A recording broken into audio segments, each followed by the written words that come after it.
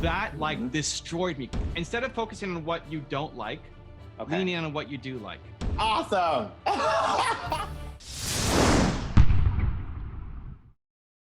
There we go. All right. There we go. Awesome. It's happening, dude. It's happening. It is happening. Okay, hold up. First, sorry, you got to tell Nina I said hello. I have been missing her on Instagram, but tell her I said hi. And Jimmy says hi. She was very excited when she saw you on the list. We were both excited. It's like, oh, it's been a while. Anyway. You know, but that's where it's going around back to in regards to this tour. Okay. So I know you were doing the book tour or you were going to do the book tour here in the US, and I was so excited to get you guys here in Memphis. I know. I'm just not allowed in Memphis. It's not happening. But that is actually part of my question that I wanted to ask you. So we kind of saw you shortly afterwards, and after you were denied.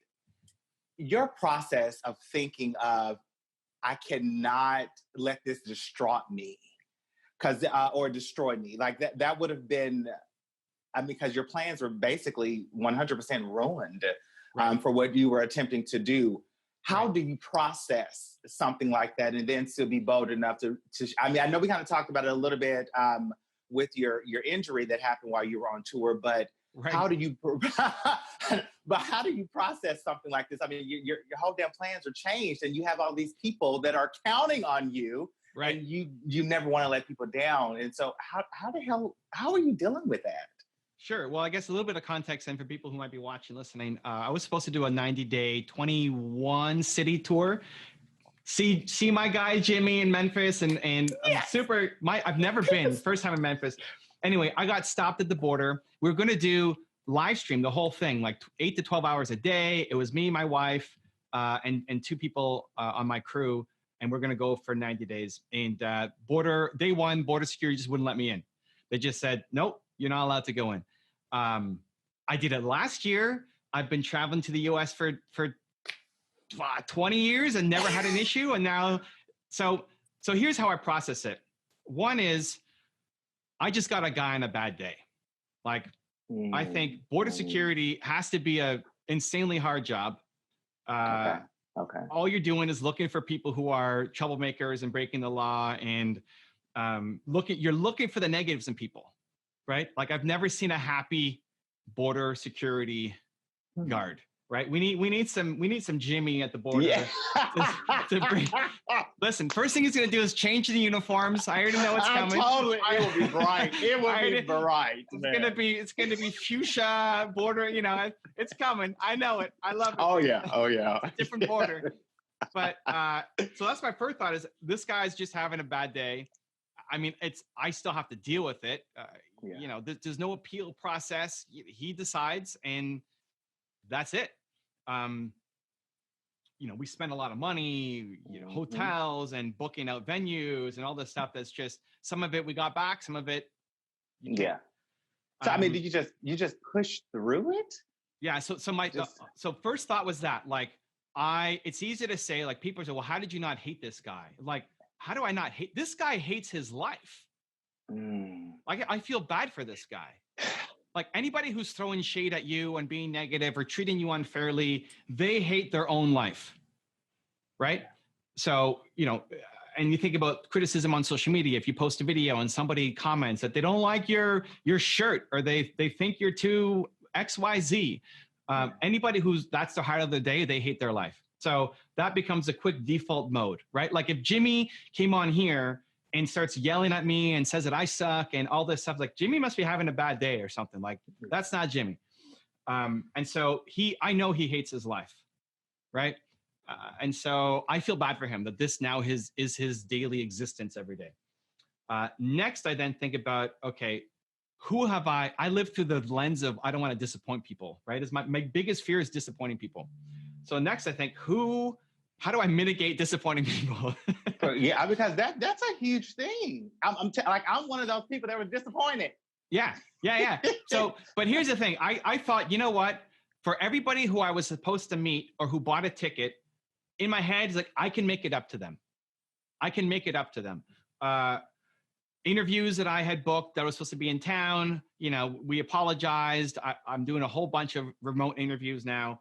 For everybody who bought a ticket to the tour, we of course gave a refund, full refund. But then also I offered to do a coaching session with them for 25 minutes. Yeah. So I'm like in wall-to-wall coaching sessions with the people, but I love it. I mean, it's not the most effective use of my time, but I love meeting people from Believe Nation from across the country, right? Like across America, people were buying tickets for this. And so even this conversation right now is a result of Jimmy buying a ticket, getting refunded because I canceled. And now we're doing this coaching session.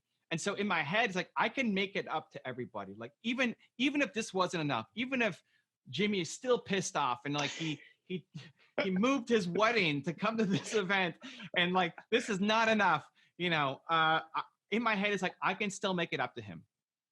I just believe everybody in my audience, they're good people. Ultimately, they're rational people. And if they understand the situation, I can still do more to make it up to you.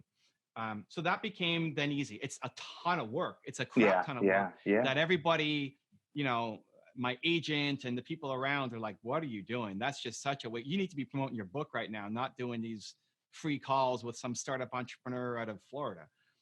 But just for my own like soul. Yeah. The hardest thing was actually the two guys on my team who we brought with on the tour. So it was me, Nina, Jeremy, and Ray Ray. And Nina, I knew would be okay. I mean, we've been through enough hardships, breaking my neck, all that. Like, we've gone through enough struggles, together that I knew we'd be fine. We'd figure it out. But the other two guys I was concerned about, mostly because they put their life on hold for 3 months just for this, right? Yeah. Ray was a teacher. He's studying to be a teacher. And so he put a hold on his college, which like they very rarely let you do, to come and do this. And he's excited to go to all the like sign language cafes and stuff in different cities and meet all these people that we lined up. And like, now none of that's happening. I'm like, surprise, tonight you go back home to where you were. And so that like destroyed me, because I felt like I don't know how to make it up to these guys. Jimmy, I can make it up to. Everybody else who bought a ticket, I can make it up to. Nina will be okay. I'll be fine. But these two guys, that was the only thing that was on my mind. So it's like a quick rapid fire checklist. Security guard hates his life. Okay. Everybody who bought a ticket. Okay. I got a plan. Yeah. These two guys, I don't know what we're going to do. So we start driving back and like, I need to take you guys out to dinner. I mean, we hadn't eaten. We sat at the border for 4 hours or something, just waiting. So it's now past dinner time. I said, let's go at least get a meal together. And I just felt like anything that I could have bought them some package or something. I just felt like it's so trivial to say, hey, sorry you couldn't come for 90 days, but here's some movie passes or something. Just felt like it wasn't enough. So I said, let's grab a nice dinner along the way home. And we're driving from Buffalo to my hometown of Toronto. And it's just highways. So the only thing on the highway is like McDonald's and all these like, oh my God, we can't go to McDonald's. Like, you gotta have something.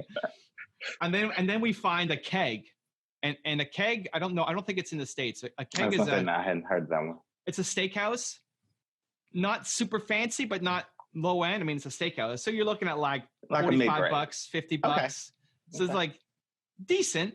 Yeah. Better than McDonald's, but not like $500 a plate or something. So I said, we're going to go to the keg. And as we walk in, I said, guys, like, get anything you want. Like, even if you just want to nibble on it, and then we give it to a homeless person, something like, just get whatever you want. And I let them know that I felt so guilty that this happened, and that I let them down, and that this was so disappointing, not for me, but for them. And so make me feel a little bit better by ordering whatever you want.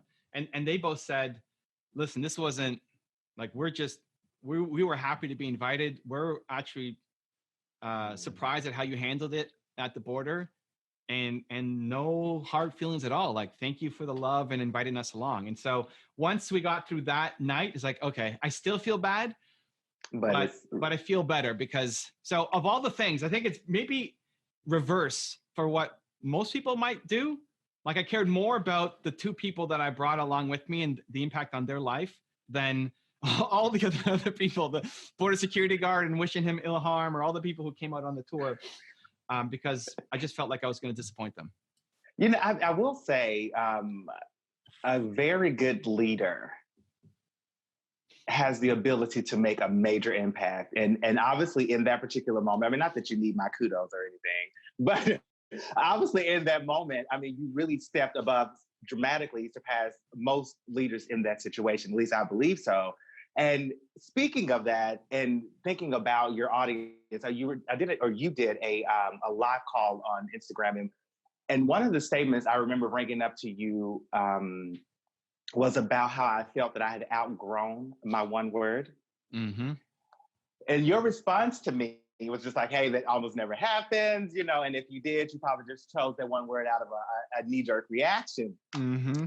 So, kind of fast forward just a little bit on that. I had to kind of rediscover what the hell was literally what was processing in my mind. Yep. And so it wasn't that I had outgrown my one word. Mm-hmm. Because for me, my one word is freedom. I believe we all have the right to be free in every area of our lives. And I had not outgrown, but I had mastered a very small segment of what I thought freedom was. Mm-hmm. And so since I'd mastered that, all of a sudden, all of these other things around me just seemed like I was just rolling along doing absolutely nothing and not making an impact, not doing a damn thing. Mm-hmm. And so anyway, and it made me feel as if I had outgrown that one word. Mm-hmm. And so when I went back trying to figure out what the hell I need to do next, I have 2 additional mentors now. One is with me on the corporate side of things to try to figure out what I want to do next. And then the other mentor, he actually has his own national talk show, which I'm totally excited about. I've been behind the scenes with him. I've seen how things are edited and put together. And he has 2 national talk shows that are on television, several podcasts, and then I think he has 4 radio shows that are here in Memphis and then in Nashville. Mm-hmm. So he's a really busy guy. So for me to get a chance to kind of break open his brain, I kind of got a chance to see a whole lot. Of course, you know, my goal is to be a talk show host, right? Yeah. So looking at it from his perspective, I don't know how I feel about working for a network. Okay. I don't know how I feel about the editing and basically doing what I'm doing now on my own, if that makes any sense. Like I'm recording, I'm booking the guests, I'm having to do the editing. At the end of the day, I really like the conversations. I like to get into your brain. I like to provoke thought-provoking conversations or what ideas. That's what I love to do. Mm-hmm. And I'm not stuck. I'm not at a loss, but I feel like there's so many other things that I can try just to at least see if I like them. And so one thing I would definitely like to do while I have you is get a couple of ideas or spitball a little bit with you as to what are some other things that I could potentially be doing. I love it. And listen, anybody who's been around Jimmy starts to feel the energy immediately. Like, even when Jimmy's sleeping.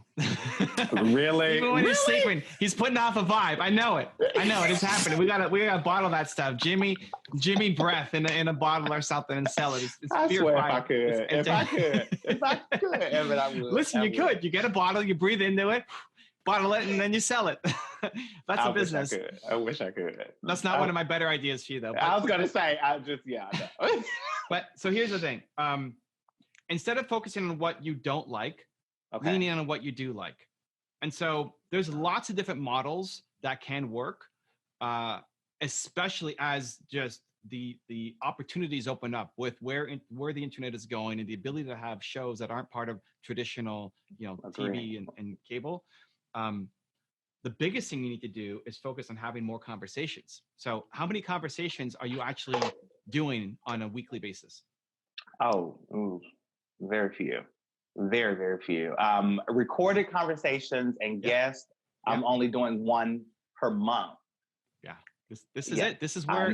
I'm only doing 1 per month. You're spending 29 out of 30 days a month doing the stuff that you're not extremely gifted at. And you've got like this insane talent at one thing. You're like, I'm Michael Jordan, but I'm only going to play basketball once a month.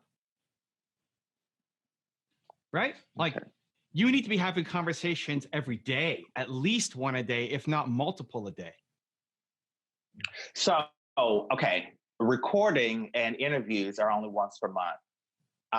Because of where I work and my 9-to-5 job, I do have quite a bit of conversations where I am helping, but most of the, like probably 98% of those cannot be recorded because they're bringing up details, they're bringing up facts. I'm talking about recording and your thing, not you being a sidekick to learn from other people's things. Okay. It's great. Like maybe being on a talk show, you learn how people are asking questions and you're learning. Awesome. As soon as you stop learning, then you should move on and get something else. But you need to be doing your thing every day. A conversation, you just have to show up for. Like a conversation is as long as it takes to have the conversation. You can have a 10-minute conversation, record it, and turn it into a video. And I would do both people who you want to learn from, who inspire you for whatever reason, and then also people who you can help. Live coaching. Helping people actually step up and lead, like what's on your shirt. Yeah, listen, people have a hard time stepping up and leading. People have a hard time finding what freedom, who doesn't want freedom, but who actually has it. Go help the border security guard that I was talking to. he needs your freedom, right? Really. Yeah, so that's got to be a daily thing, and download everything. Even if it's just the easy starting point is Instagram Live. So what do you mean download everything? So if you do a video on Instagram Live, you have an interview with somebody, you then download it because it goes away. Okay. Right? And then zero editing. I don't care that it's a vertical video. Cut that down. Post it. Because you're not going to win off of editing. You're going to win off of amazing conversations. So at least one a day where you're either booking people or you're talking to your audience. Just before this, I was on my Instagram Live. I had a woman come in who's had an idea for 10 years and hasn't started and just needed an extra little kick in the face to go off and do it. And like, she was ready, right? So I gave it to her and she's off and running, but now we're going to download that video and upload it to the channel so that other people can learn from it as well. That's what I want to see you do more. And it doesn't mean you don't do the fancy stuff as well in the studio and the lit and you look great right now. It looks awesome. Great. But don't let that be like, I'm only going to do it when I have the perfect lighting and the perfect cameras and the perfect setup, because that means you're only doing it once a month. You know what? You're right, actually. Now, you're right. God so let me tell you that. Here's what's happening. You're thinking quality content in your head. I want quality. But you have to understand, for what you're doing, the quality is in the conversation. Not in what camera you're using. I got you. You could be in like pitch black driving, right? In the car. And you can have a fire conversation with somebody that could change people's lives, even though the video quality sucks. So for me, it hasn't been necessarily the video or even the equipment. Now, don't get me wrong. I did eventually go out to get the ring lighting and all the other stuff. But I typically don't use it. I typically would use it for Instagram or something. My issue, back to your quality standpoint, is I was looking for quality guests. And I definitely started to record less for that very reason. And if I go back to it, as you said, to angle it as a daily practice and just finding people that I do want to learn from and people that I can assist in the process and bring them all on, and then it really wouldn't matter. So here's the thing. One, yes, for your guests, you want to try to bring on people who you think you can learn from. Mm-hmm. That being said, if you have Oprah level conversation abilities, Oprah can bring anybody on and make it a great show. This is true. And that's a skill that you have. You have a natural talent for it, but it's a skill that you need to develop to be world class at. So to bring anybody on and understand their story and what they want, who has not been through some kind of hardship, who is actually stepping up and being the leader that they should be? Like nobody. Even the people who you admire and want to learn from, they're still struggling with their own stuff too. I'm still struggling with my own stuff all the time. So if you can't find an angle where you're going to learn from them, then you're going to help them. And everybody's got a story. And so for me, I just default to whatever interview I'm on. And this is where you need to summon the confidence, because it sounds egotistical, but it's not. Like whatever interview I'm on, my mindset is, even if the host sucks, I'm going to crush this interview. Like, this is going to be the best interview this person's ever had on their channel, on their podcast, on their YouTube, just because I'm here. I would say that's egotistical, but I wear it so well. but it's egotistical when you say it out loud, so well. But it's like stemmed in confidence. But that's the only thing you're missing, because you're thinking, I need them to be great for me to be great. Nuh-uh. You're great regardless, and you'll pull greatness out of anybody, because I'm Jimmy, right? Like the shift, right? Okay. And so you need to put in the reps to actually develop the skill, because you're coasting off your natural talent as opposed to actually honing in to be world class with the skill. That's probably one of the best things I've ever heard. Because I like legitimately, and I think not that I think you're right, but I know that you're right on that, and I can feel that. Like, I am literally just coasting along with it. This is where it gets really hard. I just posted something on my Instagram stories today talking about the 5 stages of growth. The first stage is complaining. The second stage is dreaming. The third stage is the wannabe. The fourth stage is the achiever. And then the last stage is the high achiever. Most people get stuck in the wannabe stage because they give themselves a break, because if something happens in the morning, they take the whole day off. And because a huge reason, your friends and family, the people around you, tell you what a great job you're doing. Mm-hmm. Mm-hmm. So you think you're doing amazing, but they're stuck in the first 2 stages. They're stuck being complainers and dreamers. So of course you look great. And so from their perspective, but you're still just a wannabe. Like, you are not an achiever yet, right? And that's not just talking to Jimmy. That's talking to most people who are starting their business. You start and you stop, and you start and you stop, and you start and you stop. You have to hone that skill. Jordan was maybe one of the most talented players that was in the gym every single day, working on his free throws, working on his shot all the time, right? That's the only thing you're missing, is honing the skill, because everybody around you says you're great at creating conversations, and I'm with them.